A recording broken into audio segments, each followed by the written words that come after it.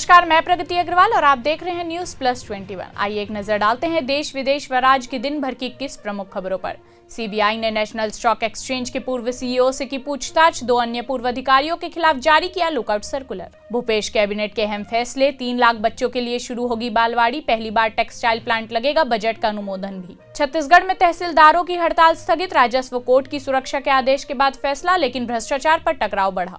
रायपुर के कालडा हॉस्पिटल की मनमानी। भाई कहता रहा मेरी बहन मर गई, लाश तो दे दो। वसूली के लिए अस्पताल वालों ने घंटों घुमाया। मुजफ्फरपुर में 2 स्कूल बस में टक्कर, 2 छात्रों की मौत, कई घायल। सीएम भूपेश ने दी किसानों को सौगात। गोधन न्याय योजना के तहत 10 करोड़ 24 लाख रुपए का किया वितरण। शामली में ट्रैक्टर और कार की टक्कर, 2 लोगों की मौत।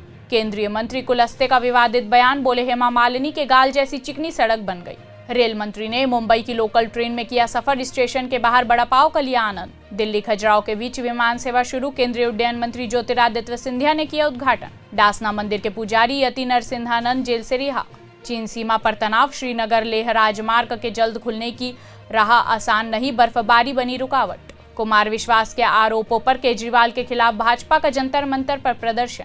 केंद्रीय मंत्री ने साधा दिल्ली सीएम पर निशाना। बोले एक कमजोर व्यक्ति है केजरीवाल। दिल्ली पुलिस आयुक्त का बड़ा खुलासा। शहर में धमाके करने के लिए बनाए गए आईईडी। आपकी निगम पार्षद गीता रावत को सीबीआई की एंटी करप्शन ब्रांच ने रिश्वत लेते रंगे हाथों किया गिरफ्तार। कांग्रेस ने शुरू की गुजरात चुनाव की तैयारी। 25 फरवरी से द्वारका में चिंतन शिविर।